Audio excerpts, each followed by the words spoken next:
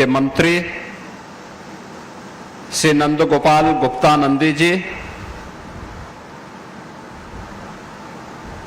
उत्तर प्रदेश सरकार के पूर्व मंत्री विधान परिषद के सदस्य डॉक्टर महेंद्र सिंह जी, माननीय विधायकगण श्री विपिन कुमार डेविड जी, सतपाल सिंह राठौर जी, वीरेंद्र सिंह लोधी जी, विधान परिषद सदस्य श्री आशीष यादव जी, भारतीय जनता पार्टी के जिला के अध्यक्ष श्री संदीप जैन जी, श्री सीमेंट के चेयरमैन श्री हरिमोहन बांगुर जी, मैनेजिंग डायरेक्टर श्री नीरज अखौरी जी, आज के इस कार्यक्रम में श्री सीमेंट से जुड़े हुए सभी पदाधिकारीगण, एटा के सभी मेरे उपस्थित बहनों और भाइयों, एटा को आज उत्तर प्रदेश शासन की डबल इंजन की सरकार की नई औद्योगिक नीति के अंतर्गत श्री सीमेंट के रूप में एक नई उपलब्धि आज हासिल हो रही है। इस नए निवेश को जमीनी धरातल पर उतरने और इसके शुभारंभ के अवसर पर संपूर्ण एटावासियों को, बांगर परिवार को, श्री सीमेंट परिवार को मैं हृदय से बधाई देता हूं, अपनी शुभकामनाएं देता हूं। बहनों और भाइयों, जब सरकार की नीति स्पष्ट हो, नियत साफ हो, अपराध और अपराधियों के प्रति जीरो टॉलरेंस की नीति के तहत कार्य करने की दृढ़ इच्छा शक्ति हो, तो परिणाम विकास के ऐसे ही आते हैं जैसे आज एटा में हम सबको देखने को मिल रहा है। याद करिए, आज से 8 वर्ष 9 वर्ष पहले एटा की क्या स्थिति थी। ये वही एटा है जहां पर माफिया और अपराधियों का बोलबाला था। गरीबों की जमीनों पर दुर्दांत माफिया सत्ता के संरक्षण में काबिज हो जाते थे। एक गरीब की कोई सुनवाई नहीं होती थी।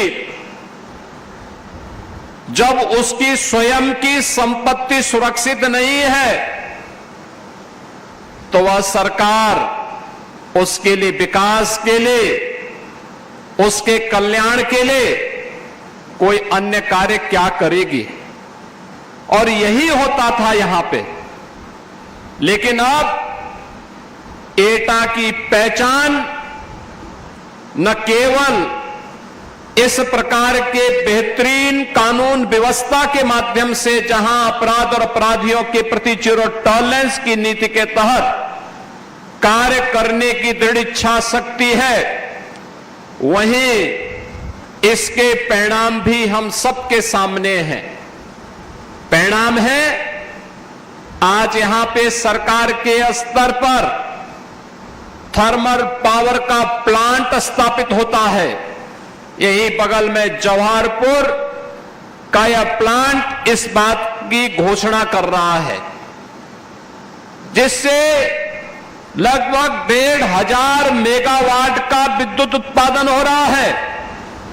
और विद्युत उत्पादन के साथ यहां पे लोगों को स्वच्छ और सुंदर वातावरण मिल सके, उसका फ्लाई ऐश का बेहतरीन उपयोग हो, इसके लिए श्री सीमेंट परिवार ने उसी के बगल में यह श्री सीमेंट के नए प्लांट के लिए लगभग 750 करोड़ रुपए के यह प्लांट यहां पर स्थापित किया है।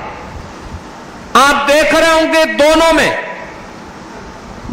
निवेश लगा है। एक में सरकार ने निवेश किया है, एक में बांगर परिवार ने श्री सीमेंट के मां के प्लांट के लिए निवेश किया है। दोनों में रोजगार भी उत्पन्न हो रहा है, प्रत्यक्ष भी और अप्रत्यक्ष रूप में भी।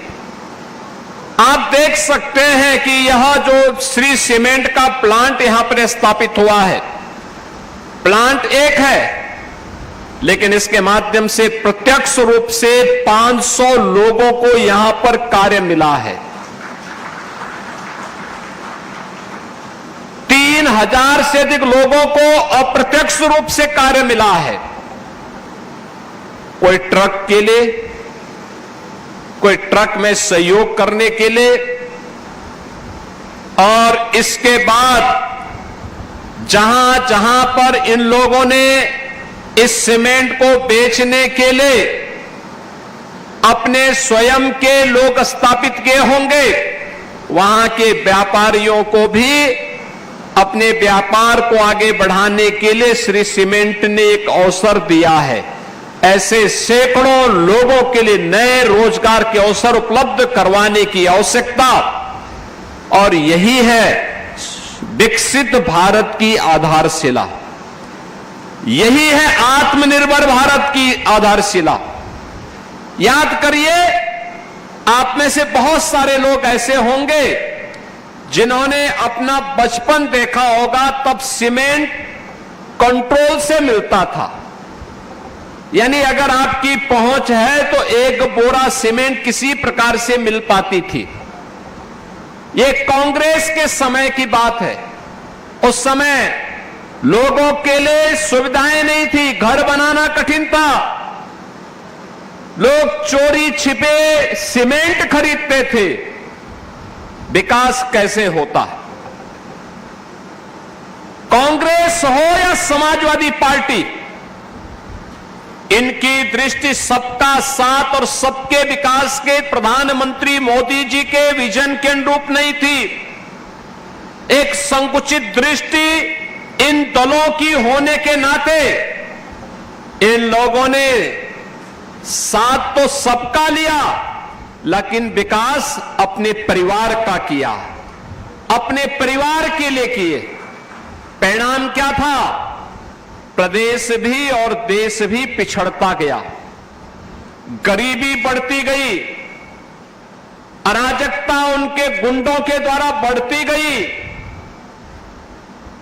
न व्यापारी सुरक्षित था, न बेटी सुरक्षित थी, और उस अराजकतापूर्ण माहौल में, दंगाग्रस्त प्रदेश में या देश में कौन व्यक्ति अपनी जान को दांव पे लगाता? ये नहीं हो पाता था। याद करिए, जब ये देश आजाद हुआ था 1947 में, 1947 से लेकर के 1960 तक यह देश दुनिया की छठी अर्थव्यवस्था थी, छठी अर्थव्यवस्था थी। उससे पहले जब हम 17वीं सदी में जाते हैं, 17वीं 18वीं सदी में यह देश दुनिया की नंबर 1 की अर्थव्यवस्था थी। याद करिए, पहले मुगलों ने लूटा, फिर अंग्रेजों ने तबाह किया, और जो कुछ बचा रह गया था वह मुगलों और अंग्रेजों के बाद कांग्रेस ने और समाजवादी पार्टी ने तबाही का नया मंजर पैदा करके देश के सामने और प्रदेश के सामने पहचान का संकट खड़ा कर दिया था। याद करिए, 1960 तक जो देश दुनिया की छठी अर्थव्यवस्था रही हो, वह देश 2014 तक आते आते आगे बढ़ने की बजाय दुनिया के अंदर हमारा स्थान अब 6 से 11वें स्थान पर आ गया। 11वें में प्रधानमंत्री मोदी जी के समय 11वें स्थान की अर्थव्यवस्था होने के बाद जब मोदी जी ने प्रयास प्रारंभ किया, विकास के माध्यम से एक मंत्र देशवासियों को दिया कि विकास सबका होगा, साथ सबका लेंगे, बिना भेदभाव के हर एक जगह का विकास करेंगे। परिणाम आया, आज भारत दुनिया की चौथी बड़ी अर्थव्यवस्था बन गई है और आने वाले 2 वर्ष में भारत दुनिया की तीसरी बड़ी अर्थव्यवस्था होगा।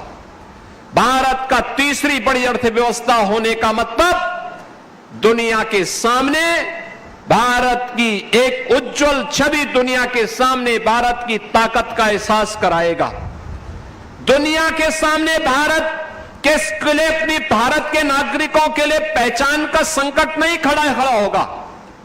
भारत ने अगर इस यात्रा को आगे बढ़ाया है तो उत्तर प्रदेश ने भी अपनी इस यात्रा को प्रधानमंत्री मोदी जी के मार्गदर्शन में सफलतापूर्वक आगे बढ़ाने में मदद की और उसे आज जिस बात का हकदार उत्तर प्रदेश था, उत्तर प्रदेश को उसकी उस स्थिति तक पहुंचाने के लिए भरपूर प्रयास किया।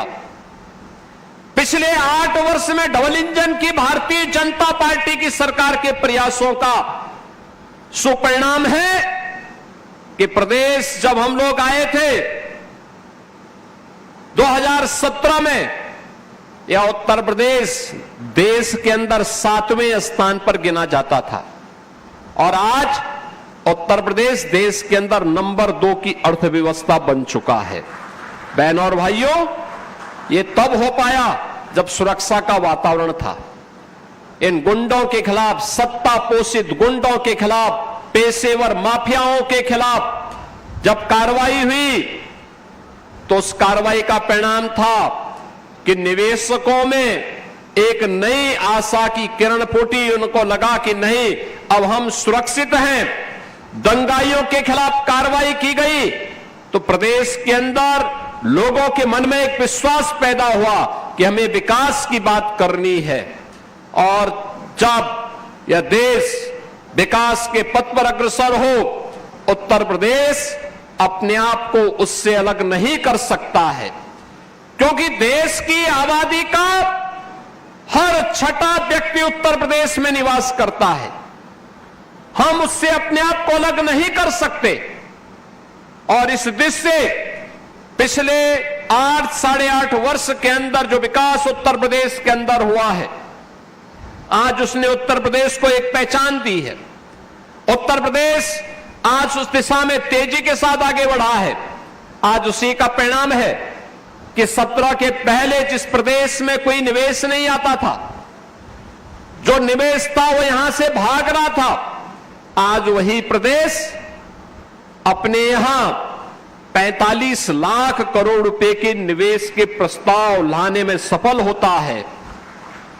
अपनी सेक्टोरियल पॉलिसीज के माध्यम से, अपनी शुद्ध नियत के माध्यम से उनमें से अब तक 15 लाख करोड़ रुपए के निवेश के प्रस्ताव को जमीनी धरातल पर उतारने में सफल होता है और उसके माध्यम से 60 लाख नौजवानों के लिए नौकरी के अवसर भी उपलब्ध करवाता है। अनुमान कर लीजिए कि अगर एक श्री सीमेंट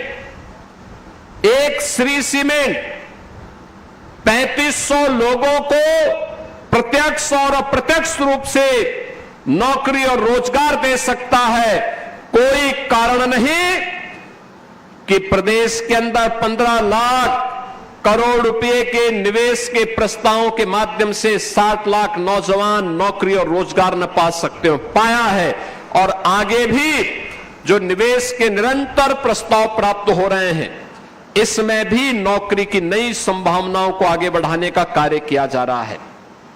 बहनों और भाइयों, हमें निवेश के इस कार्यक्रम को मजबूती के साथ आगे बढ़ाना होगा और मैं इस बात के लिए हृदय से धन्यवाद दूंगा उत्तर प्रदेश की जनता जनार्दन को, जिनका आशीर्वाद इस सकारात्मक माहौल में बराबर ये डबल इंजन सरकार के साथ बना रहा, लगातार बना रहा और उसी अभियान के साथ आपको जोड़ने के लिए ये केवल एक यूनिट का उद्घाटन नहीं, एक प्लांट का उद्घाटन नहीं, श्री सीमेंट हमारे साथ हमारा पुराना उत्तर प्रदेश सरकार का सहयोगी है जो प्रदेश के अंदर निवेश करने के लिए उत्सुकता दिखाई है।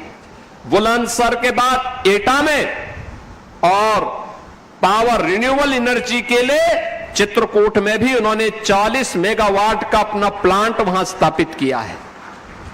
हमने प्लांट के लिए उन्हें सुविधा उपलब्ध करवाई है कि एक आपको हम ओपन एक्सेस की सुविधा देंगे कि आप पावर वहां जनरेट करिए और खर्च यहां कर लीजिए। हम आपको ये सुविधा उपलब्ध करवाते हैं। परिणाम है कि उनके द्वारा जो ग्रीन एनर्जी वहां बनाई जा रही है, सोलर पावर वहां तैयार की जा रही है, उसका उपयोग करने की सुविधा उन्हें इस प्लांट में यहां उपलब्ध करवाई जा रही है। यह सरकार की नीति का परिणाम है कि सरकार ने यह सुविधा उन्हें दी है। सरकार ने उन्हें हर प्रकार से सुरक्षा के साथ जोड़ा है और प्रदेश में जब इस प्रकार का माहौल बनता है तो उस प्रदेश के युवाओं को फिर यहां से पलायन नहीं करना होता है। उस प्रदेश के लोगों को, नौजवानों को नौकरी के लिए देश और दुनिया के सामने नहीं जाना होता है। आज सरकार के स्तर पर भी नौकरी दी जा रही है। अभी हाल ही में आपने देखा होगा उत्तर प्रदेश पुलिस बल में हमने 60,244 पुलिस की भर्ती की। एटा के भी तमाम नौजवान भर्ती हुए। उन नौजवानों को आज अपने ही प्रदेश में बिना भेदभाव के नौकरी मिल रही है, बिना चेहरा देखे हुए नौकरी मिल रही है।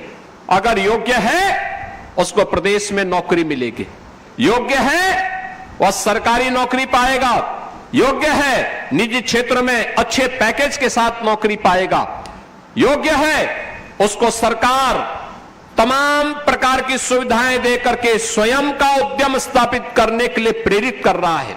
मुख्यमंत्री युवा उद्यमी स्कीम अभी हम लोगों ने लागू की है। मुख्यमंत्री युवा उद्यमी स्कीम के माध्यम से अब तक उत्तर प्रदेश में जनवरी से लेकर के अब तक 70,000 नौजवानों को हम लोगों ने ब्याज फ्री और गारंटी मुक्त ऋण की सुविधा उपलब्ध दिया है और मार्जिन मनी भी उपलब्ध करवाने का काम किया है, जिसके माध्यम से उनके द्वारा निवेश के कार्यक्रम को, नए उद्यम स्थापित करने की दिशा में वे लोग आगे बढ़े हैं। आज एटा की पहचान जब पावर प्लांट से, नए सीमेंट के प्लांट से और अपनी परंपरागत उद्यम यहां के वन डिस्ट्रिक्ट वन प्रोडक्ट के माध्यम से जलेसर के घुंघरू और घंटे से हो रही है। हर मंदिर में, हर देव स्थान में जब कोई व्यक्ति किसी देव उपासना के लिए कोई घंटी बजाता है, कोई घुंघरू किसी संगीत के महफिल में बजाता है या किसी मंदिर में कोई घंटा बजाता है तो हर व्यक्ति का स्मरण हो पाता है कि मैं एटा से है और जलेसर से है। जलेसर की पहचान और एटा को एक नई पहचान मिलती है। यानी आपके बगैर देव मंदिर की पूजा भी अधूरी और आपके बगैर किसी संगीत और कला की महफिल भी अधूरी रह जाएगी। और इसलिए बहनों और भाइयों, आज उत्तर प्रदेश की इस यात्रा को प्रधानमंत्री जी ने 2047 में विकसित भारत की बात देशवासियों से कही है। 2047 में विकसित भारत होगा, तो विकसित भारत जब होगा तब उत्तर प्रदेश कैसा होगा, उसके लिए उत्तर प्रदेश को भी विकसित करना होगा। विकसित भारत का विकसित उत्तर प्रदेश, इसके पूरे रोड मैप पर अभी आपने देखा होगा उत्तर प्रदेश के विधानमंडल में, विधानसभा और विधान परिषद में 24 घंटे लगातार बहस चली है। हमने उसके सेक्टर तय किए हैं, उसके थीम तय की है और बहुत शीघ्र हर जनपद में हम उन विद्वानों को भेज रहे हैं जो यहां के युवाओं को अलग अलग सेक्टर के अनुरूप तैयार करके एक विकसित भारत के, विकसित उत्तर प्रदेश के लिए जनता जनार्दन के सुझाव को लेकर के फिर अपनी कार्य योजना को पूरी प्रभावी ढंग से आगे बढ़ाने में मदद करने का आह्वान करेगी। और आज इसी दृष्टि से मैं यहां पर उपस्थित हुआ हूं। मेरे लिए प्रसन्नता का विषय यह भी है कि श्री सीमेंट केवल एक प्लांट नहीं है सीमेंट का, इसके द्वारा अपने CSR के मद से लोक कल्याण के अनेक कार्यक्रम किए जा रहे हैं और उसमें से एक है भारत के सेना के, अर्धसेना के और उन शहीद परिवारों के लिए जिन परिवारों ने देश की सुरक्षा के लिए अपनी शहादत दी है, उन परिवारों के उत्थान और उनके कल्याण के लिए भी श्री सीमेंट फ्री में सीमेंट उपलब्ध करवाने का काम करता है। अकेले इस यूनिट ने अब तक 183 परिवार को सीमेंट उपलब्ध करवाने का काम किया है। ये चीजें दिखती हैं कि हम केवल व्यवसाय नहीं कर रहे हैं, हम रोजगार भी दे रहे हैं और अपने राष्ट्रीय उत्तरदायित्व का भी निर्वहन कर रहे हैं, जिससे अगर कोई नौजवान देश की सीमाओं की सुरक्षा करते हुए, देश की आंतरिक सुरक्षा करते हुए अगर अपने आप को बलिदान किया है, तो हम उसके परिवार का संबल बनेंगे। जब ये बात हर भारतीय के मन में आएगी तो बहनों और भाइयों, फिर भारत की सेना के जवानों का शौर्य और पराक्रम उसी प्रकार से बोलेगा जैसे ऑपरेशन सिंदूर के अंदर हमने देखा है, कैसे भारत के बहादुर जवानों ने दुश्मन के दांत खट्टे करके उसे चिल्लाने के लिए मजबूर कर दिया था। और यह तब होता है जब पूरा देश उनके साथ खड़ा होता है। बहनों और भाइयों, आज के इस अवसर पर मैं श्री सीमेंट को इस बात के लिए आश्वस्त करता हूं कि उत्तर प्रदेश सरकार ने अपनी पॉलिसी के अंतर्गत इस प्रतिष्ठान के साथ जो भी वायदे किए हैं उसे ससमय आगे बढ़ाने का कार्य करेगा।